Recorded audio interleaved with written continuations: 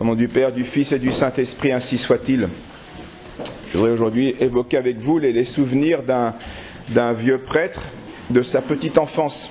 C'est Monseigneur Mayol de Loupé, qui est un prêtre, un chevalier d'un ordre militaire, septième enfant d'une famille de vieille noblesse française, fidèle au roi, qui est né en 1873, qui est décédé en 1955, et puis qui a été surtout connu pour être l'aumônier de la LVF, la Légion des volontaires français sur le front de l'Est, puis ensuite qui est devenu la division Charlemagne.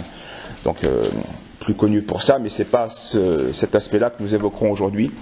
Donc il a, en 1938, écrit un petit fascicule sur ses souvenirs d'enfance, mais avec un regard, je dirais, théologique et spirituel. Petite enfance, donc en gros il a 4, 5 ans, 6 ans, 7 ans maximum, vous voyez, c'est ce petit âge. Et j'ai relevé dans son livre plusieurs anecdotes qui sont très, très instructives, dignes d'intérêt.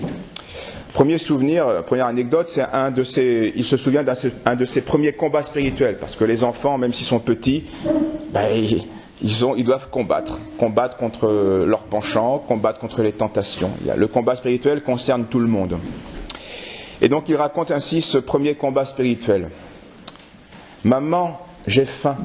Oui, ça arrive très souvent chez les enfants, ils ont souvent faim.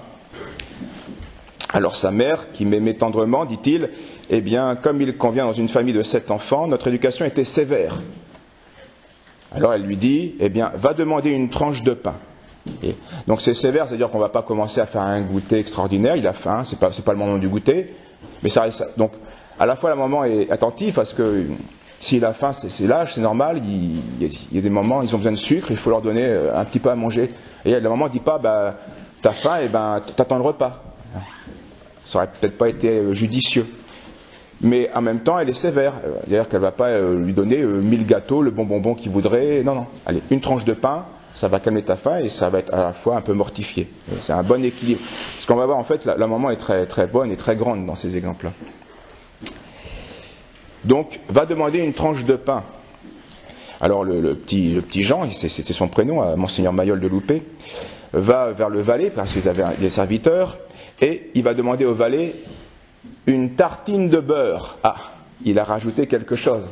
On avait parlé d'une tranche de pain, et maintenant il dit une tartine de beurre. Parce que lui, l'éducation sévère, ça lui plaisait peut-être pas trop quand on avait 4-5 ans.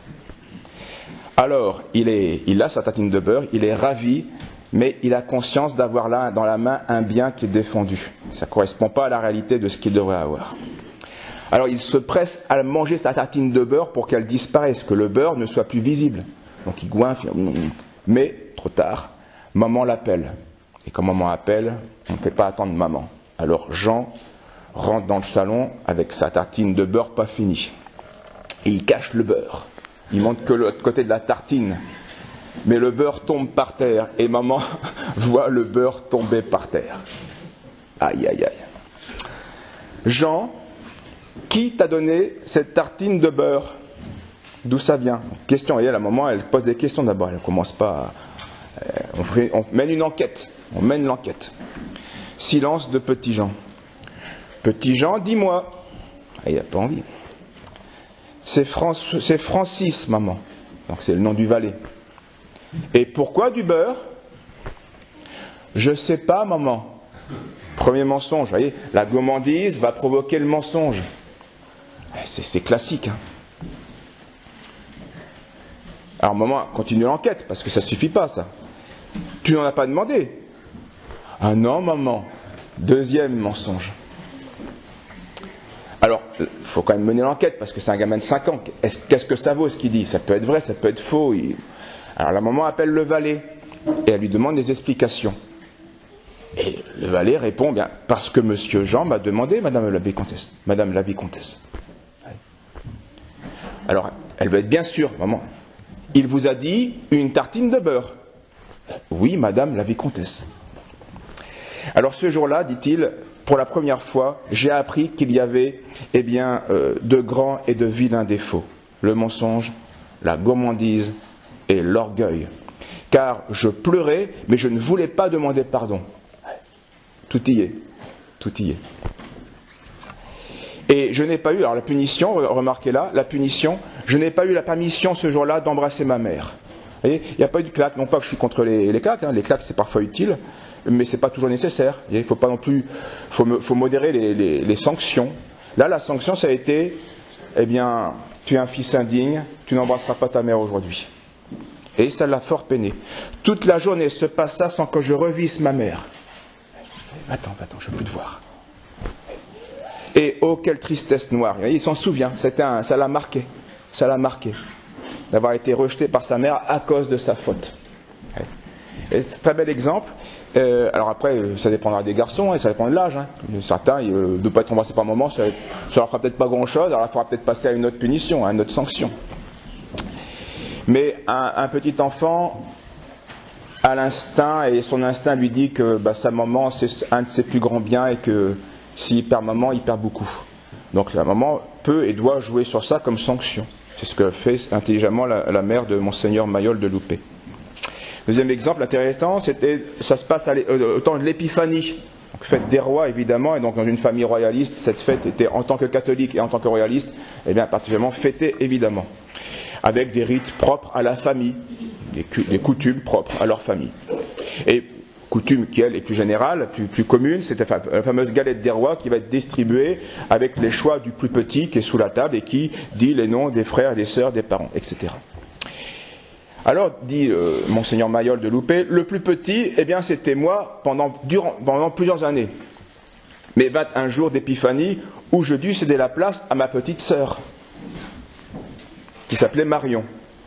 Et cela m'enragea fort de perdre ce privilège, la jalousie. J'étais content d'être à l'honneur, d'être au centre de l'activité, d'être au centre du jeu, de la coutume. Puis un jour, c'est la petite sœur qui prend sa place, et il en veut à sa petite sœur maintenant. Et alors, Madeleine, une autre, sa grande sœur, Madeleine en profita pour me harceler. C'est bien fait, parce que toi aussi tu m'as volé la place. Ah oui, un jour Madeleine a dû céder la place à Jean, parce que c'était le plus petit. Puis Jean a dû céder la place à Marion, parce que c'était la plus petite. Et là, on voit bien les défauts du cœur humain. La jalousie, je veux tout à moi, je veux que ce soit moi. Entre frères et sœurs, souvenez-vous de Caïn qui tue Abel. C'est une histoire de famille. Hein.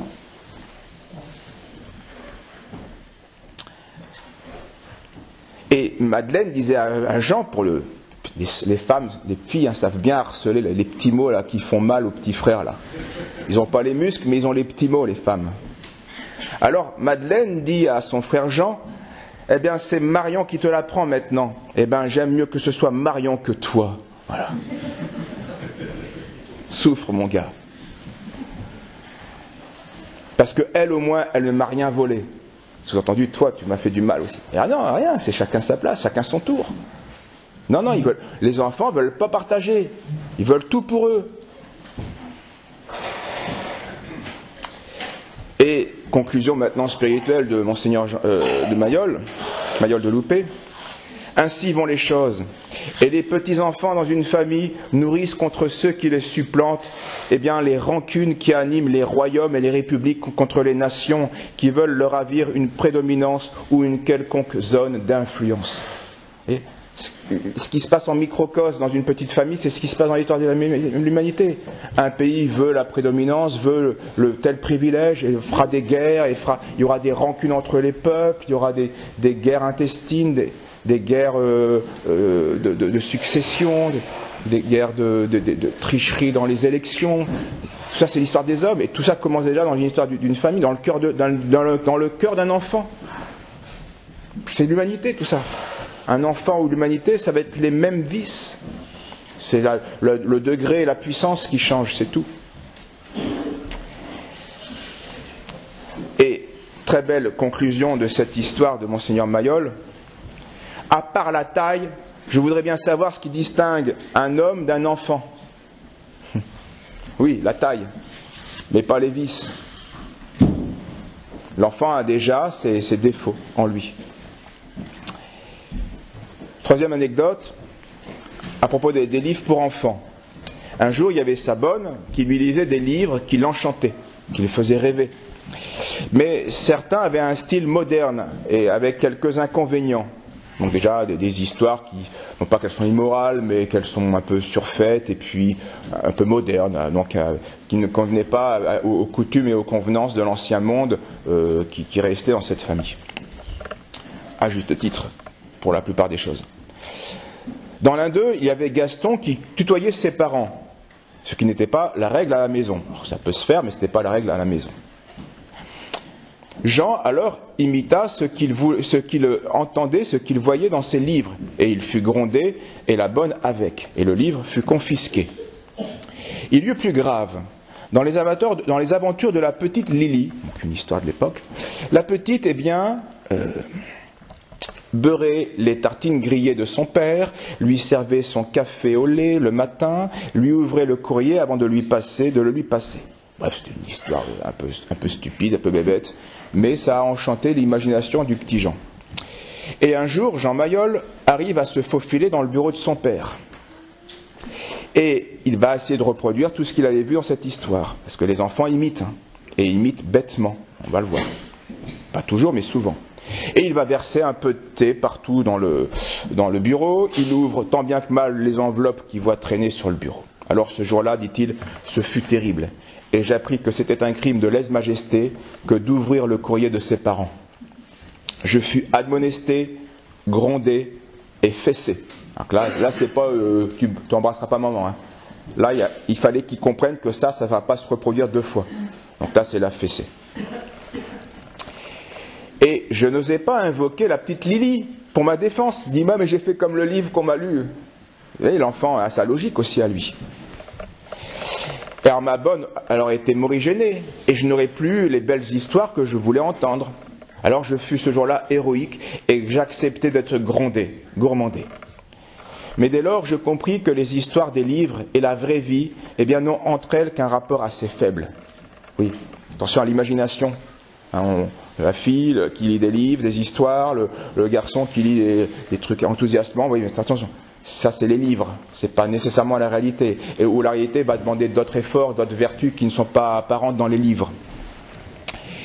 Et moi-même, je me répétais qu'on commettait bien des injustices envers les enfants qui étaient fouettés pour avoir accompli ce qu'il valait des compliments dans les livres de la petite Lily. Et ça, la logique de 5 ans. Vous voyez pas. Et une dernière histoire pour aujourd'hui, on fera une autre fois, à propos du savoir-vivre. Le savoir-vivre peut être quelque chose de très mondain et de très factice, comme de quelque chose de très essentiel et fruit de la charité.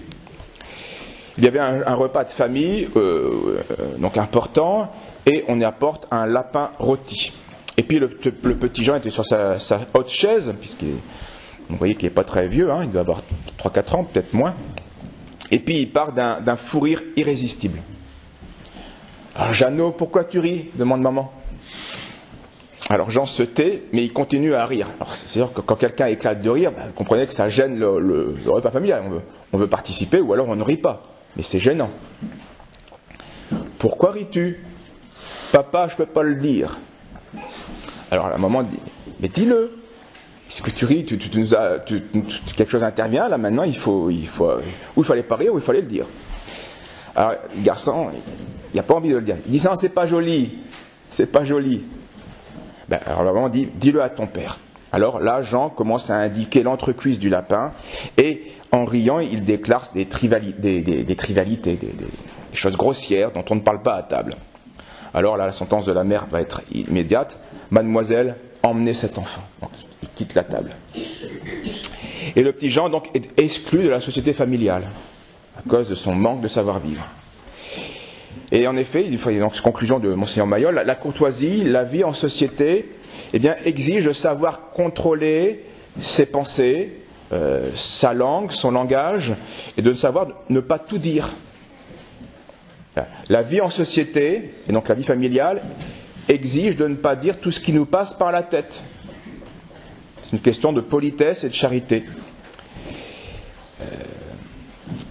Donc ça s'appelle, plus tard, quand on sera homme, ça s'appellera la diplomatie, la retenue, les bonnes manières, la politesse tout simplement. Ou aussi, et le monde aujourd'hui a tendance à faire croire que être franc, quelqu'un de franc, c'est quelqu'un qui ne se gêne pas. Et on ne se gêne pas, on se dit tout. Non, non, c'est pas vrai. La franchise n'exige pas plutôt la franchise n'exclut pas de savoir se réfréner, de se gêner, pour ne pas indisposer les autres. Et ceci est vrai de la société tout court, comme de la société familiale, même en vie de famille. La vie de famille demande que l'on se maîtrise et que l'on fasse des efforts sur soi. Voilà. Et je pense que ces réflexions et ces anecdotes peuvent nous aider à progresser en âge, en science et en sagesse, comme le faisait l'enfant Jésus. L'anecdote suivante est fort intéressante, vous allez le voir. Il raconte un retour de foire où les familles, les grands de la famille avaient été participés. Et donc la grande fille des Mayol de Loupé revient avec des lots qu'elle avait gagnés. Et puis comme elle était généreuse, une gentille, brave fille, elle va étaler tous ses lots devant ses petits frères et sœurs, et puis gentiment elle va les distribuer à ses frères et à ses sœurs. Mais, dit notre évêque, notre prélat, mais ici-bas il ne saurait y avoir d'équitable répartition. Et puis il y a l'avarice, et puis il y a la jalousie des uns et des autres qui va tout envenimer. On n'est jamais content, on voudrait ce que l'autre a et que je n'ai pas. Et parce que je ne l'ai pas, je ne suis pas content ou contente. Alors, une des sœurs de Jean, Mayol, qui était Germaine, elle avait une assiette de plus que Jean. Et Jean, il voit bien qu'elle a une assiette de plus. Alors, il dit, Tété, c'est Thérèse, Tété, donne-moi encore une assiette. Il suppliait sa grande sœur. Mais la grande sœur lui répond, mais je n'ai plus rien, j'ai tout donné. Il se plaint encore. J'ai mes cadeaux, je donne tout, et il veut encore un truc, le gars. Et elle dit, je suis la seule à ne plus rien posséder, et voilà qu'ils ne sont pas contents, et qu'ils veulent la part du voisin.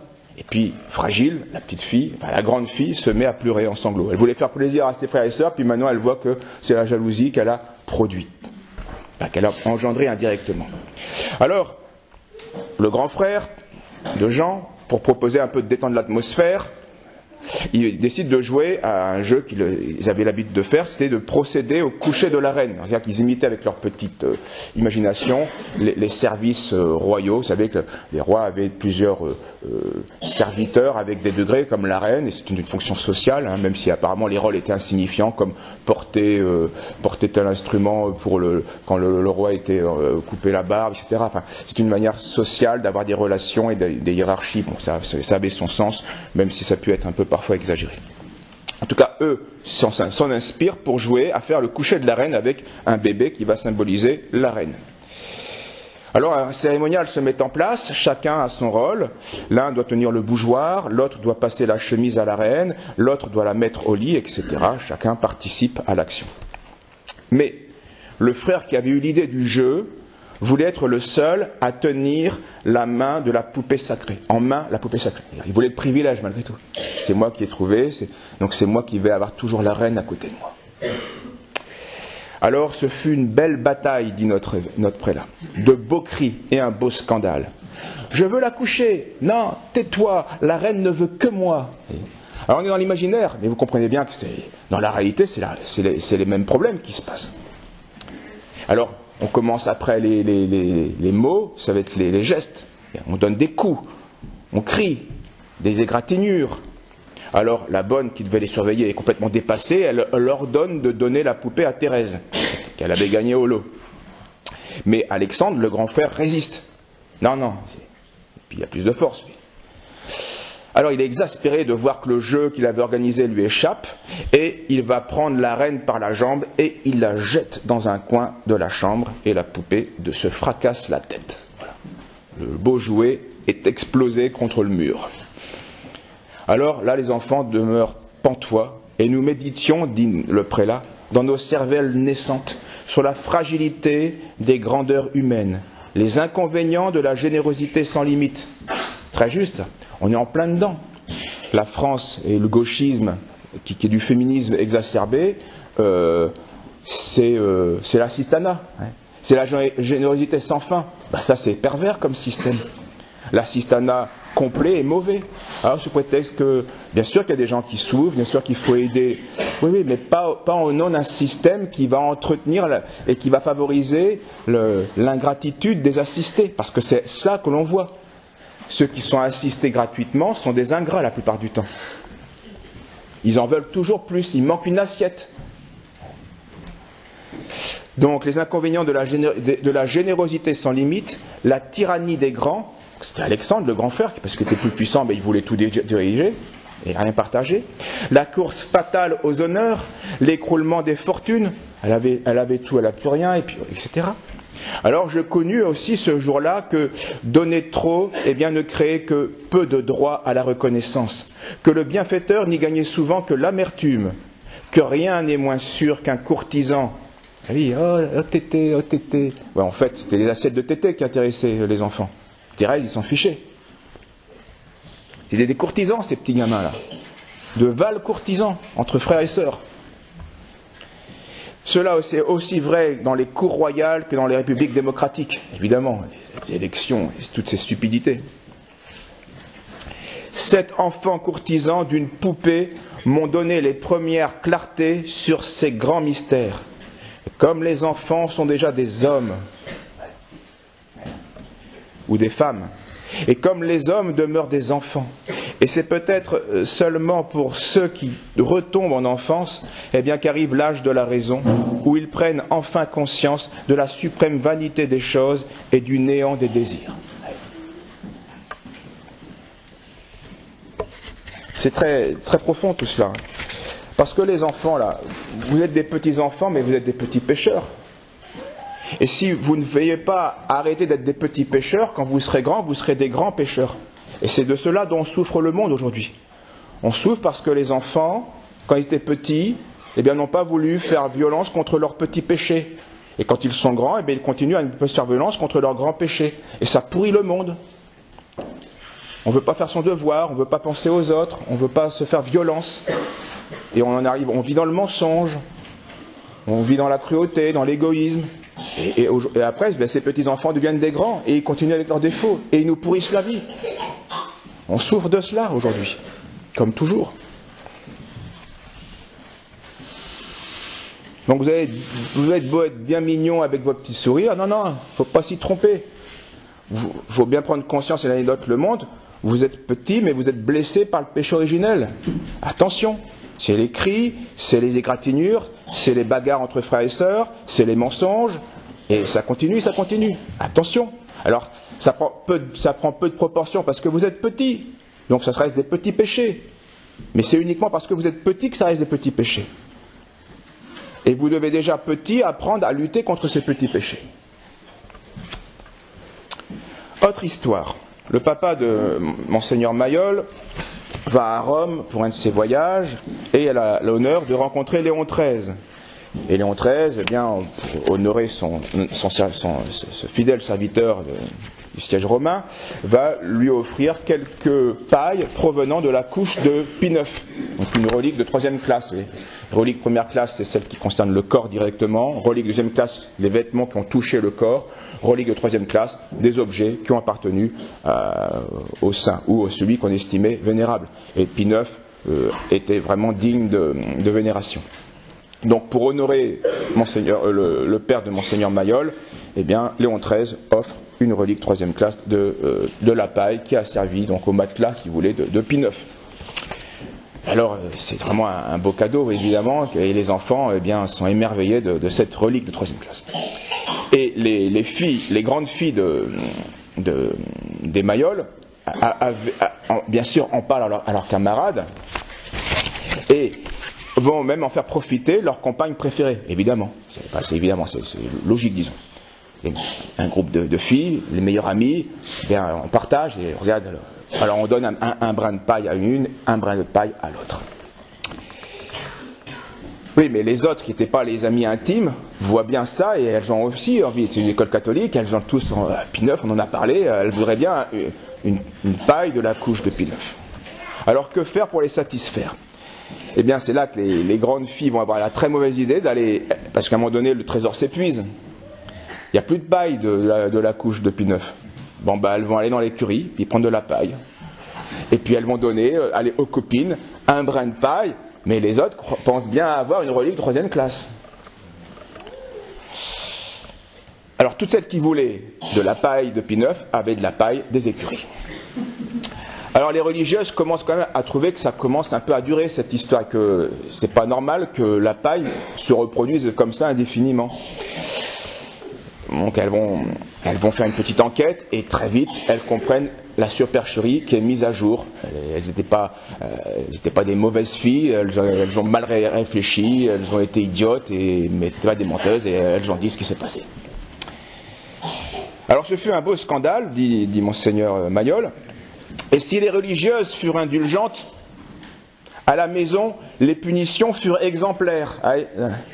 Les religieuses n'ont pas eu le courage peut-être de punir, c'était des jeunes filles, d'accord, ouais, mais à la maison c'était un autre son de cloche. Et là, les filles ont pris ce qu'il fallait prendre. Parce que le mensonge, c'est pas beau. Mais saint Augustin dit que le mensonge religieux, c'est le pire des mensonges. Parce que là, ça aura une répercussion sur Dieu. Donc, le mensonge religieux, non. Attention à ce qu'on dit aux enfants. Bon, d'abord, on ne ment pas aux enfants, évidemment. Mais encore moins sous un prétexte religieux, parce que le jour où la supercherie est évidente, c'est une catastrophe. Alors cette histoire, dit Monseigneur Mayol, m'a toujours laissé en position désagréable devant les reliques, historiquement non prouvées. Ah oui, ce qu'ont fait les filles, la chrétienté l'a fait. Il y a eu des fausses reliques, évidemment. Et ces fausses reliques, aujourd'hui, eh bien, les francs-maçons, les libertins et les rationalistes, eh bien, s'en amusent. Et ils les mettent en avant. Et ça réjaillit, ça nuit aux vraies reliques. Il ne faut pas de mensonge, pas de commerce de cette manière-là. C'est ainsi que les abus sapent les fondements des croyances chez les âmes simples. Avant-dernière anecdote, très instructive là encore. À la maison, dit Jean Mayol, on possédait un cadre de velours bleu roi, qui contenait une rose desséchée, avec cette inscription. Rose donnée par Madame la Dauphine. Madame la Dauphine, c'est Madame Royale, c'était la fille de Louis XVI, donc la seule survivante de la famille martyre à la Révolution, qui va devenir, par son mariage, duchesse d'Angoulême, et qui va suivre la famille royale en exil, quand Charles X, par faiblesse, mais aussi par complot, va quitter le trône. Donc, dans la route d'exil, Madame la Dauphine avait donné en souvenir et en gratitude pour un des soldats, un colonel de la garde, qui lui avait été fidèle, va donner cette rose. Et ce colonel fidèle à Madame la Dauphine, à la famille royale, était le grand-oncle de Jean Mayol. Donc c'était un souvenir de famille et puis en même temps une sorte de relique royaliste. Et voilà maintenant la morale de cette histoire. Souvent de fois, dit-il, quand j'avais été bien sage, ma chère mère me disait: choisis, Jeannot, le petit Jean, choisis, Jeannot, veux-tu 10 sous ou veux-tu un baiser sur la rose de la Dauphine? Voilà l'alternative. Il faut une récompense maintenant. Tu choisis. Récompense matérielle, alors parfois c'était 10 sous ou des bonbons, des sucreries. Récompense matérielle parce que tu as été sage, ou, encore mieux, mais tu choisis, une récompense spirituelle. Formé dès le berceau à un héroïsme, j'aurais rougi de répondre autrement que par un cornélien: maman, la rose. Les bonbons et les 10 sous, ça quand même, ça intéressait le gamin, évidemment. Mais on lui avait appris, on lui avait enseigné, parce que notre Seigneur nous l'enseigne, que le sacrifice existe, que les valeurs spirituelles sont plus importantes que les valeurs matérielles, et que parfois il faut sacrifier les matériels pour les spirituels. Et la maman, de temps en temps, et pas tout le temps, parfois c'était tout de suite les 10 sous ou les bonbons, mais de temps en temps, elle lui proposait, elle lui offrait l'occasion de faire un acte plus héroïque, plus gratuit, aller baiser la rose de la Dauphine. Et voici ce que dit le petit garçon qui maintenant est devenu le prélat. Le baiser me comblait d'aise. Il y avait un vrai sacrifice malgré tout. Il avait le droit aux 10 bonbons. C'est quand même pas rien quand on est gamin, 10 bonbons. C'est beaucoup, 10 bonbons. Mon renoncement me grandissait. Et c'est ainsi que notre mère nous a menés à comprendre combien le spirituel surpasse le matériel et combien il en coûte dès l'enfance de se façonner une âme de chevalier. C'était l'ambition de ma mère pour tous ses enfants, pas seulement pour Jean. Et oui, on lit la vie des saints et c'est très joli. Les garçons pensent tous être un jour un héros et un chevalier, ou les femmes, la femme idéale. Ça c'est bien en imagination, mais dans la réalité, ça demande beaucoup d'efforts. Et là encore, on rejoint ce qu'on disait. Ça s'apprend petit. Si on veut être un chevalier, il faut déjà être, avoir une âme noble, chercher à la noblesse, la justice, la grandeur quand on est petit enfant. Dernière anecdote, tout à fait aussi instructive que les autres. La famille, les frères et sœurs sont avec la bonne de service, sont en sortie, dans une promenade, au jardin du Luxembourg. Il y a 100 ans, 150 ans. Mais, même il y a 150 ans, il y avait une jeunesse plus frivole, plus libertine, plus dévergondée, qui, bien sûr, aimait aussi ces lieux-là, même si ça n'est pas l'amplitude que ça peut avoir aujourd'hui. Donc, ils sont au jardin du Luxembourg et l'attention du petit Jean était attirée par un groupe d'adolescents sur un banc qui dénotait. Il y avait là 2 filles qui en peignaient une 3e. Et il y avait autour de ces filles des garçons qui mettaient des fleurs dans les boucles des jeunes filles. Donc un peu léger. Bon, pas gravissime, mais quand même un peu léger. En tout cas, pas le style de la maison. Et le petit Jean est attiré par cela. Il va trouver le moyen d'échapper à la surveillance de son institutrice et de ses aînés. Et il se met près d'une grande fille qui avait les cheveux défaits. Donc en train de... Et voilà que les filles s'amusent du petit garçon, qu'elles trouvent mignon, puis elles le caressent, elles l'embrassent, elles jouent avec, et un garçon le met sur le genou d'une d'entre elles, et puis d'autres lui vont lui acheter des bonbons. Enfin, voilà, donc c'est pas gravissime, mais c'était pas ce qui était prévu. Et puis enfin, les frères et sœurs et l'institutrice ont cherché, ont eu peur d'avoir perdu le gamin, annoncé ça aux parents alors qu'ils étaient en charge de surveiller, vous imaginez la catastrophe. Non, enfin, ils le retrouvent, donc ils s'excusent, ils disent c'est notre frère, et ils le reprennent avec eux.